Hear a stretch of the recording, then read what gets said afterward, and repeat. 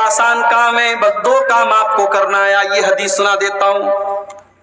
اللہ کے نبی کے ایک صحابی ہیں، ان کا نام ہے ہانی رضی اللہ تعالیٰ عنہ۔ ہانی کہتے ہیں میں اللہ کے رسول کے پاس گیا، میں نے کہا اے اللہ کے نبی مجھے کوئی ایسا عمل بتا دیجئے ما یوجب الجنہ، جو جنت کو واجب کر دے۔ کوئی ایسا کام بتا دیجئے کہ اگر میں وہ کام کروں تو جنت میرے لیے واجب ہو جائے، میں ہر حال میں جنت میں چلا جاؤں۔ اللہ کے نبی نے فرمایا علیک بحسن الکلام وبذل الطعام، اے میرے صحابی تو 2 کام کر لے تو جنت میں چلا جائے گا۔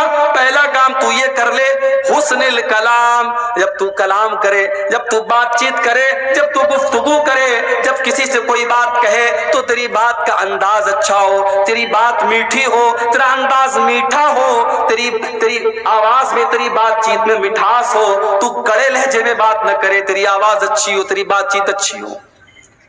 آواز کا مطلب یہ نہیں کہ انسان اپنی آواز بدل دے، جو نیچرل آواز ہے وہ آواز میں بات کرے، لیکن بات اس کی صحیح ہو، میٹھی بات ہو، اچھے انداز میں لوگوں سے بات کرے، بدتمیزی سے بات نہ کرے۔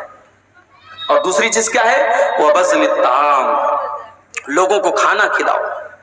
اب لوگوں کو کھانا کھلاؤ میں غریب بھی آ گئے، رشتہ دار بھی آ گئے، مہمان بھی آ گئے۔ آج تو حالات یہ ہو گئے میرے بھائی، گھر میں مہمان آتا ہے، شوہر بیچارہ گھر میں آ کے بیوی سے صرف اتنا کہتا دو لوگ آئے ہیں، تھوڑا کھانا زیادہ بنا دو، بیوی کی پیشانی پر بل پڑ جاتا ہے۔ تم نے مجھ سے پوچھا تھا تم لے کے کیوں چلے آئے؟ بیوی کو 4 روٹی زیادہ بنانی پڑ گئی، کچھ چاول زیادہ بنانے پڑ گئے، کچھ دال زیادہ بنانی پڑ گئی، کچھ گوشت میں اس کو مسالہ زیادہ ڈالنا پڑ گیا، بیوی تیش میں آ گئی، تم نے بغیر مجھ سے پوچھے مہمان کو کیوں بلایا؟ اور ایک نبی کا دور ہے میرے بھائیوں، اللہ کے نبی کے پاس ایک صحابی آتے ہیں، اے اللہ کے نبی بڑا بھوکا ہوں، کھانا کھلا دیجئے۔ آپ نے اپنے گھر میں پوچھوایا، آپ کی تمام بیویوں نے کہا ہمارے پاس تو اپنے کھانے کے لیے ہم مہمان کو کہاں سے کھلائیں؟ آپ نے صحابہ سے فرمایا کہ اے میرے صحابہ کون میرے مہمان کو آج رات کھانا کھلائے گا؟ حضرت ابو طلحہ رضی اللہ تعالیٰ عنہ کھڑے ہوئے، اے اللہ کے نبی میں آپ کے مہمان کو کھانا کھلاؤں گا۔ ابھی بیوی سے پوچھا بھی نہیں ہے، ابھی پتہ بھی نہیں لگایا گھر میں آٹا بچا ہے کہ نہیں بچا ہے، چاول بچا ہے کہ نہیں بچا ہے، گوشت کی بوٹی بچی ہے کہ نہیں بچی ہے، کچھ نہیں پوچھا، اللہ کے نبی سے وعدہ کر لیا اے اللہ کے نبی آپ کا مہمان میرا مہمان ہے، میں آپ کے مہمان کو کھانا کھلاؤں گا۔ مہمان کا ہاتھ پکڑا، گھر گئے، دروازہ کھٹکھٹایا، بیوی نے دروازہ کھولا، کہا اے میری بیوی مہمان کو لے کے آیا ہوں، جلدی سے کھانا نکال دے۔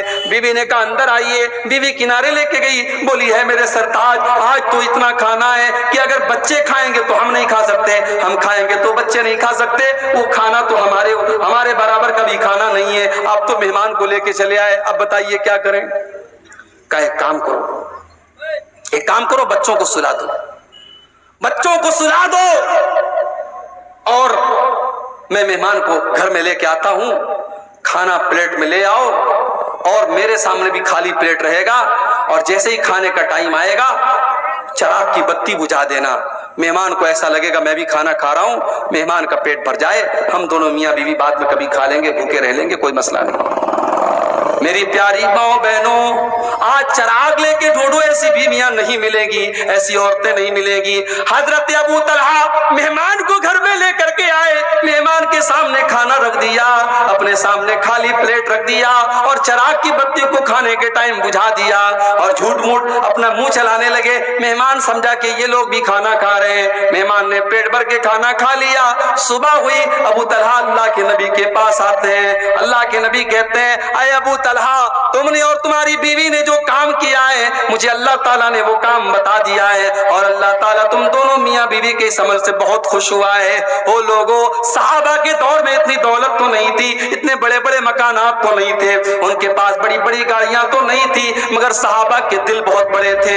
وہ لوگوں اپنے دل کو تھوڑا بڑا کر دو، اگر تمہارے کچھ رشتہ دار آ کر کے تمہارے گھر میں کھانا کھا لیں، کچھ مہمان تمہارے گھر میں آ کے کھانا کھا لیں، اس میں کوئی حرج کی بات نہیں ہے۔ اللہ کے نبی فرماتے ہیں یہ 2 کام جنت میں لے کر کے جانے والا ہے، علیک بحسن الکلام وبذل الطعام، اپنی گفتگو کو اچھا کر لو اور کھانا کھلایا کرو، یہ 2 کام ایسا ہے جس کی وجہ سے تم کو جنت ملے گی۔